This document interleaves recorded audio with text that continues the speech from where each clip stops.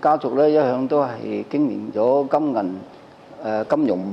金融業嘅行頭嘅。咁以前喺順德嗰度咧，即係家族已經係經營緊一啲近似銀號嘅生意。咁後尾因為嗰個時局動盪嘅關係咧，咁我哋家族就落咗嚟澳門。咁落咗嚟澳門咧，都係維持翻經營呢個老本行啦，都係金融業嗰方面嘅。咁後來咧就發展為做一個珠寶金行嘅行業，因為當時啲人經濟環境稍為好啲，咁啊有啲人買啲金銀珠寶首飾啊，去無論保值啊，或者做一個首飾啊咁樣，所以呢方面嘅需求大咗，所以我哋就感覺到有咁嘅即係經營嘅空間喺度咁樣。咁後尾就1962年就正式開辦咗雙喜珠寶金行。咁我當時我都係讀緊書啊，咁後尾到1970年咧，咁我讀完書之後就正式入去家族呢個鋪頭度任職啊，咁啊一路做到家陣都幾十年啦啊咁樣。咁因為呢個金銀珠寶業咧，本身佢係做珠寶首飾嘅咧，所以係好多喺珠寶首飾上面嘅設計嘅，無論圖案啊、款式啊或者各方面啊，都係追求一種美觀裝飾性啊，所以自己對呢方面咧就不斷係去培養緊自己對於美感嗰種各方面嘅收集啦，各方面對於美嘅嘢一種關注度啊特別深刻啲咯啊。咁回顧起即係鋪頭嘅即係金行嘅生意咧，早期都係最早期係70幾年嗰陣時咧，就好多時係因為都係靠香港嗰啲遊客過嚟，因為佢好多香港遊客過嚟作為度假或者去賭錢啊咁樣，同埋飲飲食啊各方面，所以嗰陣時嘅人客主流都係港客，因為佢消費嘅比較豪爽啲啊咁啊一路至到80幾年開始咧，就到日本經濟興起啦。咁好多日本遊客過嚟旅遊啊、購物啊等等，因為當時佢日本發展得好澎湃嗰啲經濟，所以佢反而日本國內啲人咧就鼓勵嗰啲日本人出嚟消費去旅遊咁樣。咁一路至到呢個情況咧，就去到90年代咧，又到日本嘅經濟開始衰落啦，因為可能受到國際或者美國嘅各方面嘅因素，令到佢嗰種經濟下滑。咁我哋嘅經營方向咧又有所改變啦。咁都係集中翻喺本地，因為當時本地嘅經濟又好轉咯喎。包括呢個地產啊。各方面嘅行業，因為地產帶動咗好多行業都係有一個豐盈嘅收入嘅。咁另外就係公務員啊，同埋賭場嗰啲職工啊，各方面即係綜合嘅各方面嘅客都比較消費能力強嘅，所以由我哋個經營方向又轉咗係以本地為主咯。但係呢啲又係無可選擇㗎啦，因為你當時只係呢批客比較消費力強。咁啊，直到回歸之後咧，又到國內嘅經濟好轉啦，同埋佢又允許好多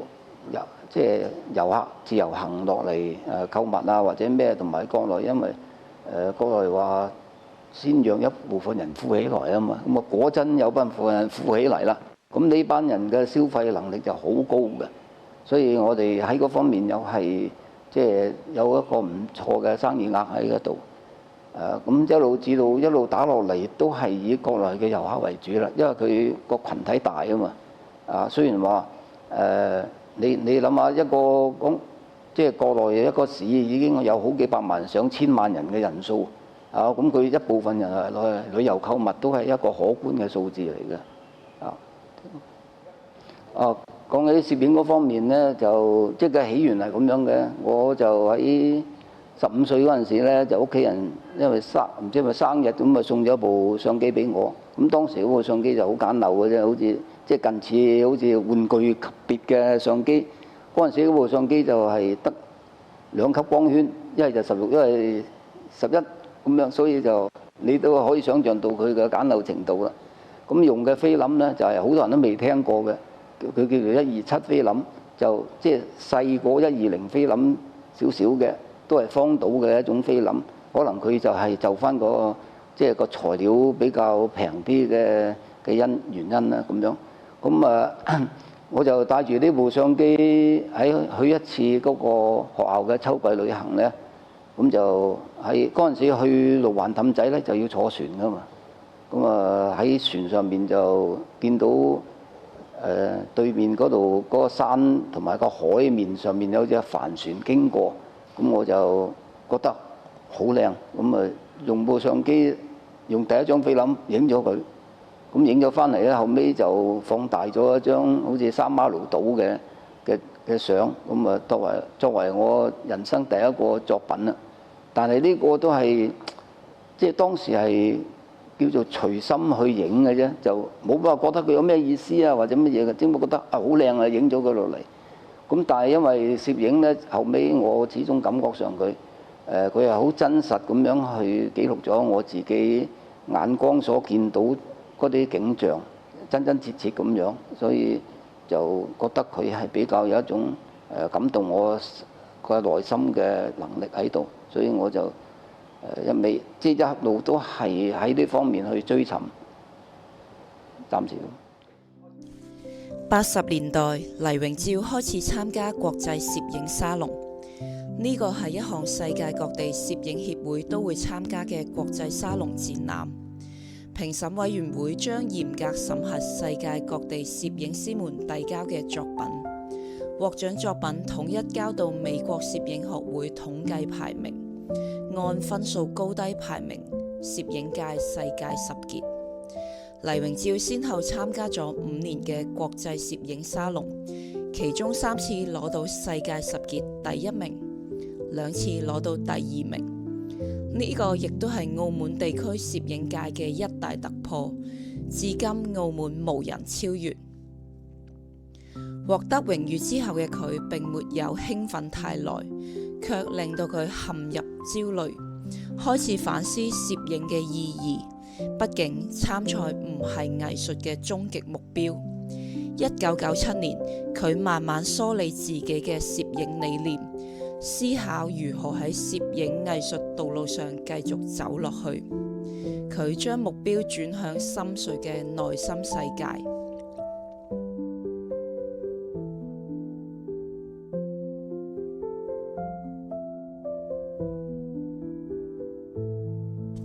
2004年，豪情古韻，以澳門小城為主題。2006年，江南印象，以江南古鎮為主題。2009年，汕尾城下，以自然風光為主題。2011年，荷月形影，以荷花生態為主題。2012年，四季感情，以春梅、夏荷、秋風、冬雪入題。2014年，荷韻心象，演繹荷花之妙韻。2015年，四季如詩，以四季為主題。2016年，荷塘清韻，感悟荷花嘅生命周期。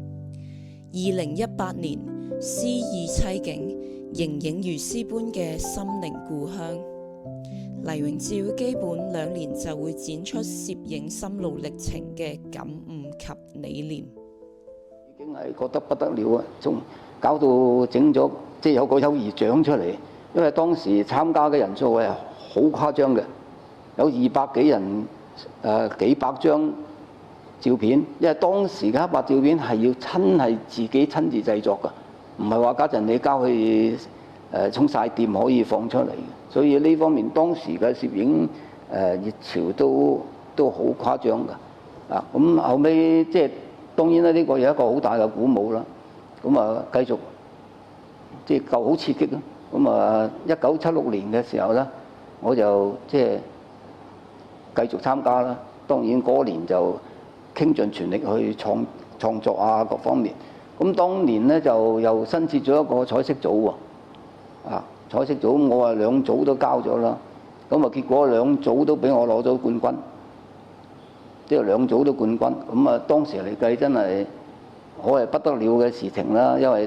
真係你好多嗰啲我即係大家都係攝影嗰啲有啲好老師傅嘅都排喺我手上啊，咁我覺得好不得了嘅。咁啊更加咩咧？就係佢差唔多係同年度嘅，又搞咗一個第一屆嘅幻燈片攝影賽喎。咁我又交上，咁又俾我攞埋個金牌。咁啊即係3組嘅金牌咧，俾我全部攞晒嘞喎。咁啊即係呢個咧就真係俾我一個好大嘅動力，作為日後呢個攝影藝術追求嘅一種動力喺度啊。係啦，咁。即係當然啦，呢個係有一個好大嘅動力啦，獲到幾個獎。咁啊，我即係後尾就將個目光更加廣闊啲、望遠啲，咁就係參加呢個國際性嘅一啲比賽。所謂國際性比賽就係國際沙龍啦，佢就係將啲攝影作品寄到世界各地嗰啲攝影會裏邊所舉辦嘅世界沙龍嘅比賽。咁一路就係由88年唔係由84年開始，到90年代咧，都係進行呢啲沙龍嘅比賽。第一就係話可以比賽測試下自己嘅攝影水平去到邊度。第二就係作為一種文化交流嘅，即係睇下人哋嘅作品係點樣嘅，嚟到促進自己創作嘅靈感啊，或者一種提點啊，各方面嘅嘢啦咁樣。咁啊一路至到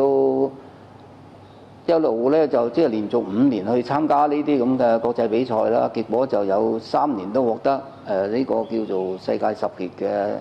嘅成績翻嚟，咁啊2次就第2名嘅。咁呢個世界10傑係點樣計算法咧？佢就係話美國攝影學會咧，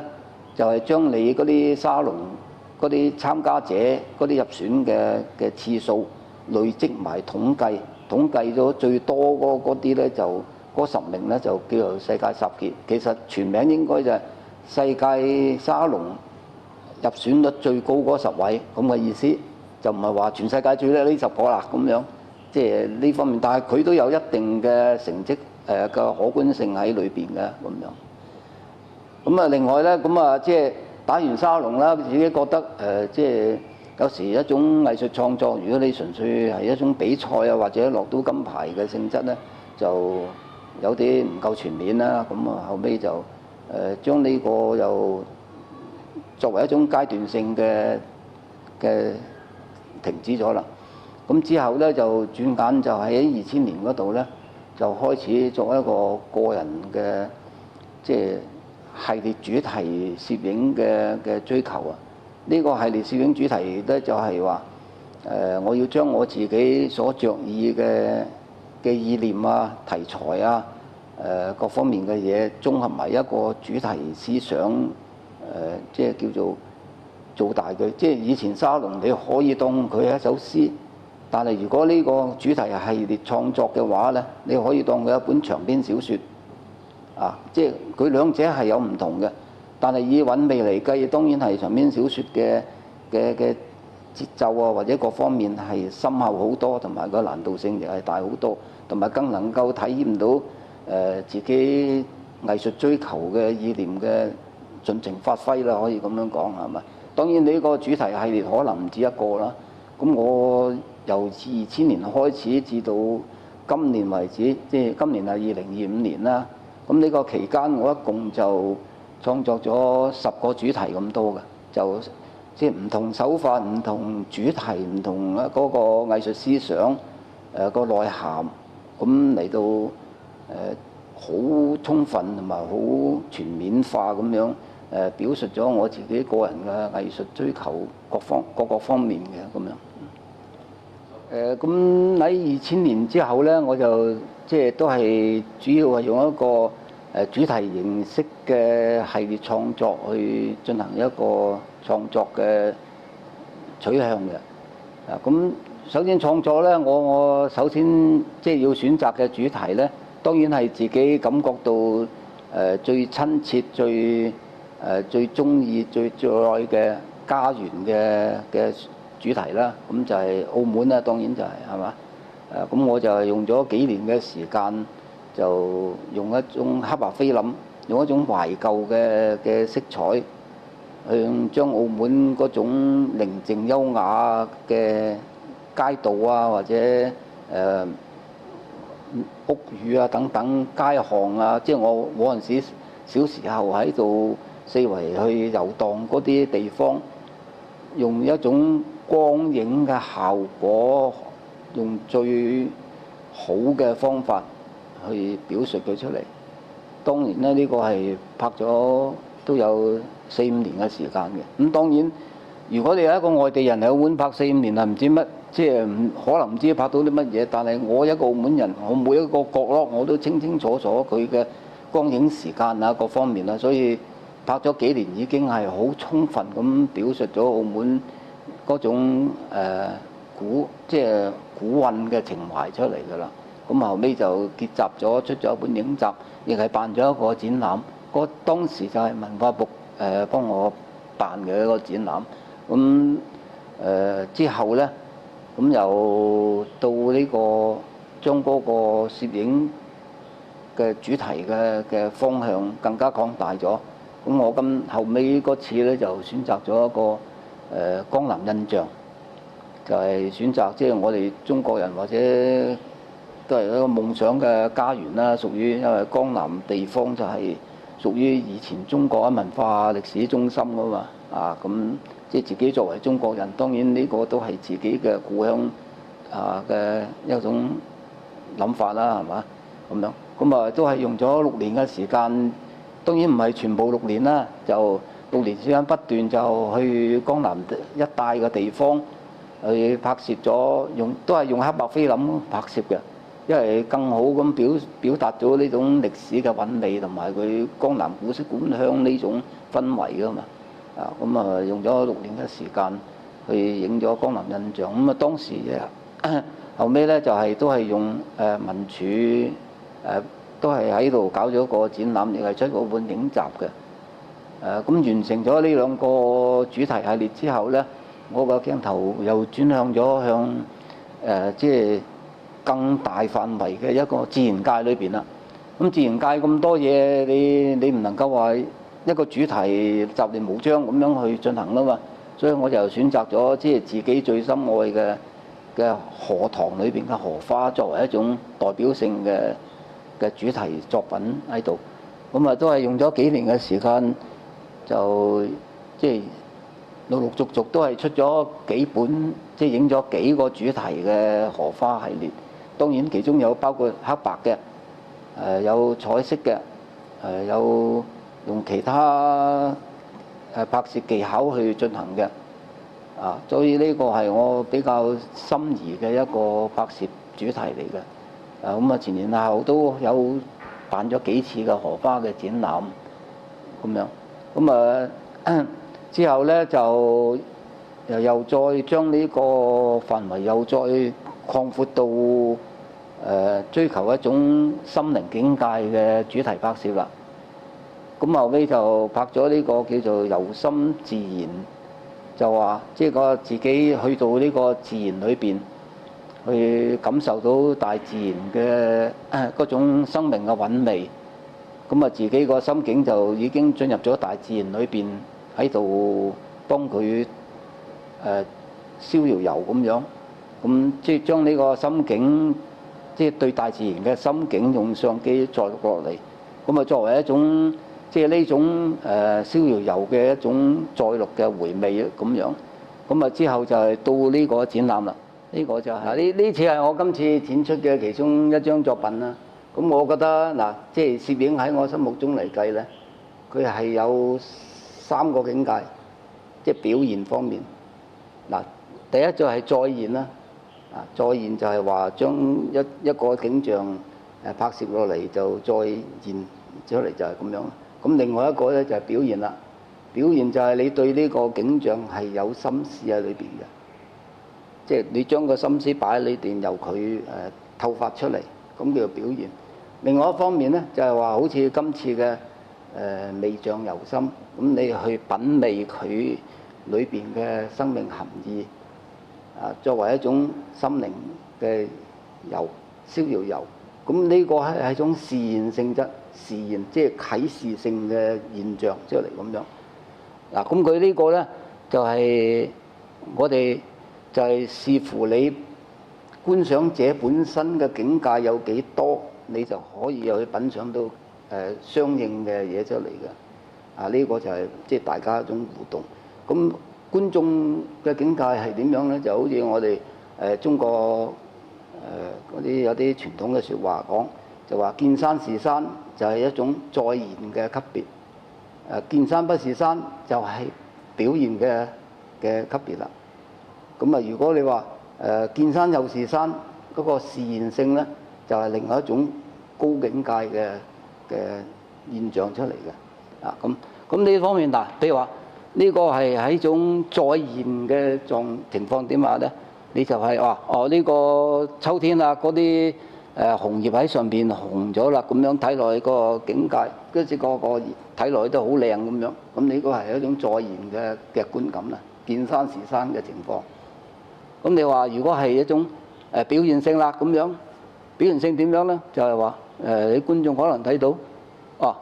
呢個係一種霜葉紅於葉花嘅一種美感喺度喎。咁霜葉紅於葉花點解咧？佢其實個含義性就係話一啲年紀大嘅人，我雖然年紀大啦，即係佢秋葉代表一種年紀大嘅含義啊嘛。我比你啲後生仔更加顏色鮮豔，更加出色咁樣。咁佢就係呢個就係表現你一個心態嘅心境嘅表現。呢張就譬如話你淨係睇嗰個再現性咧，就話佢係一種淒美嘅形象嚟嘅，係嘛？啲花落咗啦，咁樣有一種淒美嘅感覺。咁你話如果係一種表現嘅心態去睇佢咧，點樣咧？即係見山不是山嗰個境界咧，就話我哋可能感受到呢朵花，譬如母親節就快嚟啦，咁樣咁講佢話呢個就係話散盡芳華為玉兒，即係呢朵花咧就係即係已經散盡咗佢嘅芳華，芳華就係即係年紀咁嘅意思嘅。其實芳華為玉兒就係即係為咗呢個成長咁佢呢個另外嘅即係幫佢表面化嘅嘢有唔同嘅諗法咁你話再係一種示現嘅性質係點樣咧？即係你可以乜都唔使諗，放低晒你嘅心思或者諗法或者心理嘅包袱，就話我只係好似將呢個花瓣作為一張船咁樣渡我去彼岸。所謂彼岸就係話一個逍遙嘅樂土裏邊你乜嘢都唔使諗噶啦，就係咁樣即係做一個逍遙遊咁嘅心態去品嚐呢張相咁樣。係呢一張咧就係呢個系列嘅作品嘅其中一張啦。咁佢可以呼應翻上一張嗰張荷花嘅作品嘅含義喺度嘅。咁喺個圖像裏邊咧，佢係一種嗰啲風吹住呢啲楓葉喺度搖擺不定嘅一種景象。咁我哋就如果你話用一種表現嘅心態，即係見山不是山嘅心態去睇佢咧，即係給予佢一個意義喺度咧，就話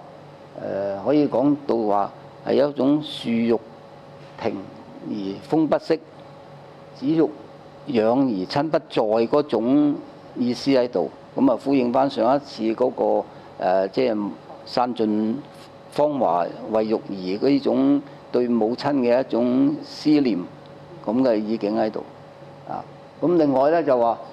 即係如果你話純粹唔好有咁多心思啦，進行嗰個見山又是山嘅級別嘅境界嘅一種睇法咧，就話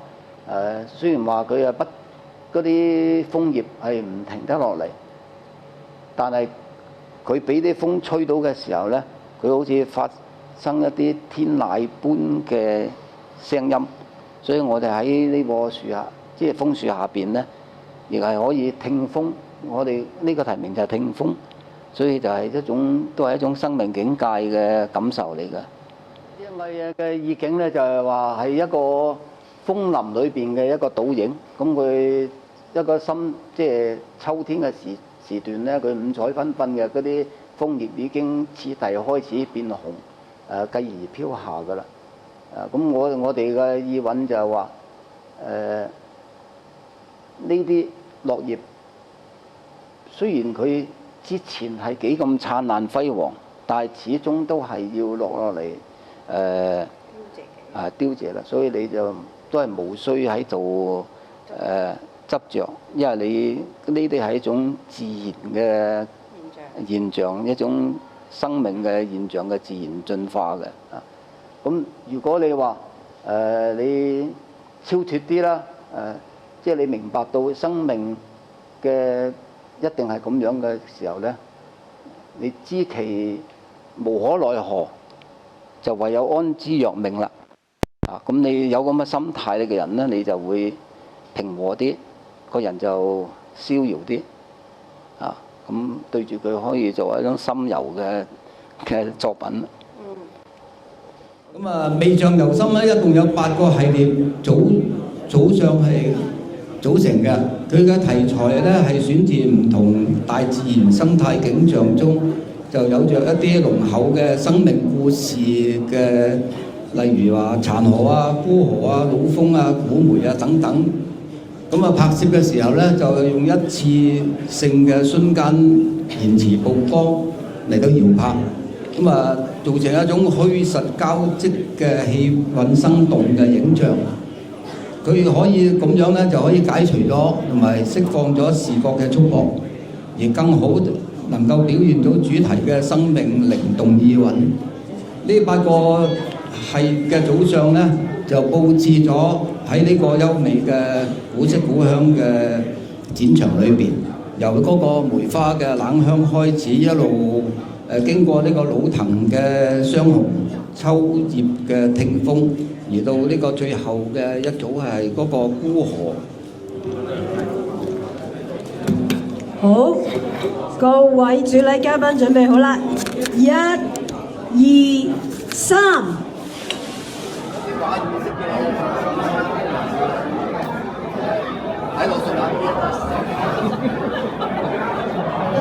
嗱，呢度就呢邊就有出邊咯，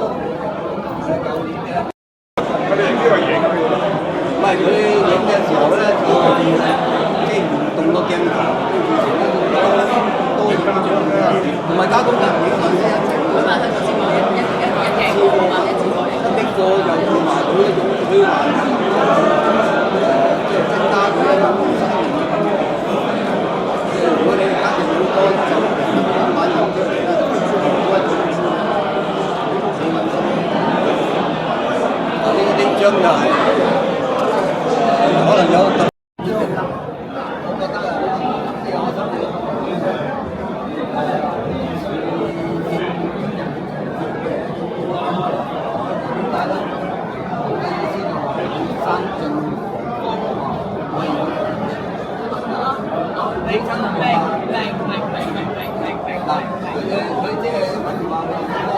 為澳門啲遊客增加啲力量，所以阿道長好支持我哋㗎，攝影界啊，真係啊，佢真係就算好唔得閒，佢都周時間。但係我哋有時都唔敢太麻煩。嘿，傻啦，咁都嚟睇好嘢㗎嘛。唔係啊，阿局長係真係唔係一般都真係。係啊係啊。但係佢望就好忙。